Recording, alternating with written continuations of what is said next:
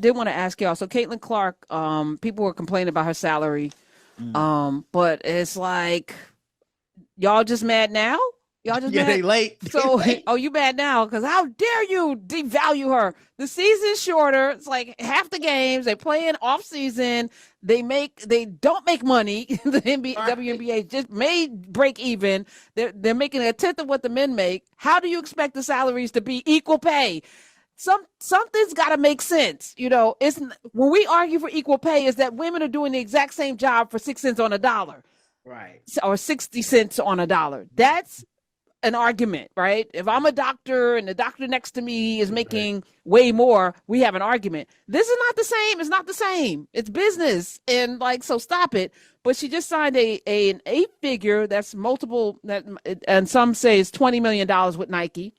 8-figure endorsement deal. She's going to have her own signature shoe. I think it's going to probably do very well. Nike, her contract was up, her college contract, because she was signed with them, and they didn't want to let her go because Under Armour was coming, Adidas, all of these people were coming, so they locked her down. And she, of course, the all-time leading scorer, men or women, in the NCAA history. Just for perspective, Breanna Stewart became the first woman in more than 10 years to have a signature shoe. She, of course, plays for the Seattle Storm. She did her deal, I think, back in 2023. She was the 2020 Finals MVP.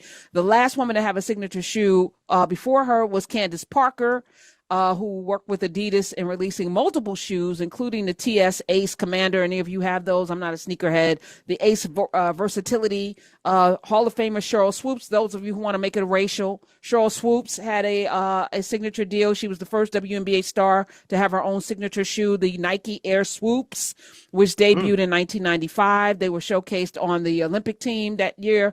It was the gold medal Olympic team right before the inception of the WNBA. And the argument that can be made, though, Aces star Asia Wilson, Las Vegas Asia star, she dominated the WNBA. They won a championship.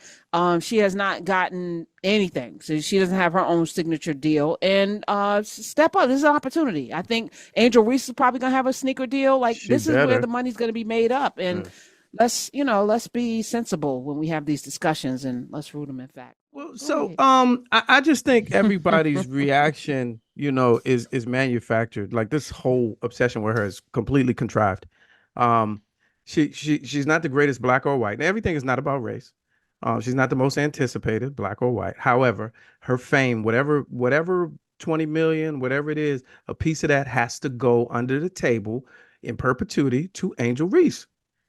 Because I followed college women's basketball. I didn't know who Caitlin was until that game last year where Angel sunder. And Angel was only mocking her back. She was doing what Caitlin had already done. But because we're in such a divided society and media plays on these divisions, it immediately became a black and white thing, because I'm not going to let this hood, who they had already been characterizing as a hood, sassy Angel Reese already. You know what I mean? That was the story of her media exposure up to that point. So you already got that. And then this, middle of the country, Midwestern white angel who needed protection. And then it elevated, went up a notch when Jill Biden says, we'll have them both come to the White House. And then America just exploded. Black America just exploded. So I do have to disagree a little bit. Okay. When she beat South Carolina last year, we knew who she was after that, because that's a big deal. They've only lost 3 games in like the last 2 years or whatever. That's a big deal, beating Dawn Staley, South Carolina, in the tournament. And then LSU got the revenge for black folks. Then the next game that's when Angel Reese did the thing. Yeah. So and she's obviously a big deal. I think what's happening is you got extremes on both sides, one side trying to downplay her like she ain't nothing, like, hey, she gonna struggle in the league. Then everyone's gonna struggle in the league. That's not germane just to her. But that's what Taurasi said, though. She said that. She said, yeah, that's what I'm saying. But people have been taking it like Caitlin Clark's gonna struggle. No, you know who else is gonna struggle? Angel Reese. Everyone's gonna struggle. Yeah. You're now playing against the best of the best. And then the other part is Angel Reese has come up off of this. Like Absolutely. a lot of the like you ain't gotta write her a check. She got checks because of that. She is the highest. She makes the most in an NIL deal. She has the most money.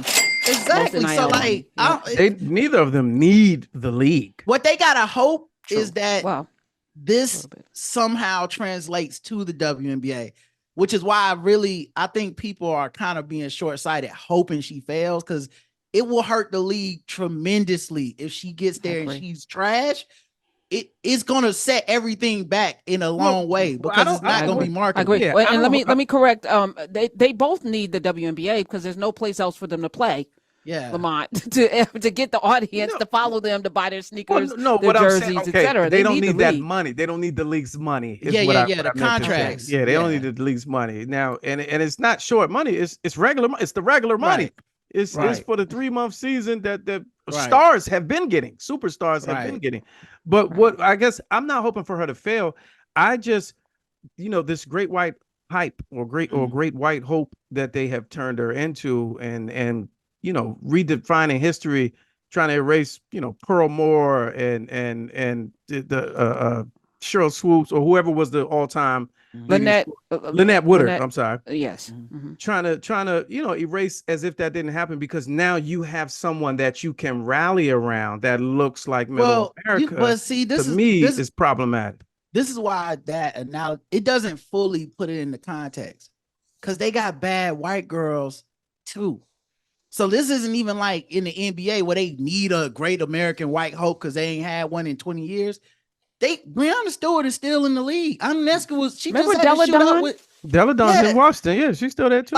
So this isn't even just. It's hard for people to wrap their minds around it because the race war that started in 2023. But it's really, she's like that. She's a person that has an interesting game, partially due to the NBA and Steph Curry and the way that we have started to idolize the 3-point shooter more than the dunker. So now people are like, look at her. She out here shooting from the logo. This is crazy. We never seen. And so now you got all these people that don't normally pay attention to this sport coming in. And most of us are bringing like an understanding of the NBA, Bird and Magic. We're not even looking at the league got white girls. That's bad. Diana Taurasi, a white woman. And who was she going up for?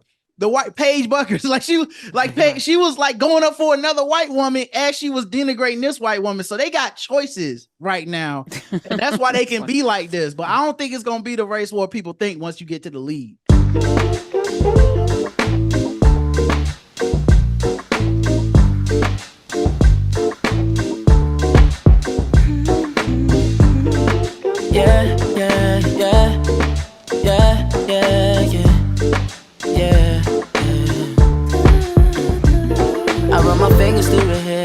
And she smiles and says that she loves me. Isn't it lovely when the one you're lusting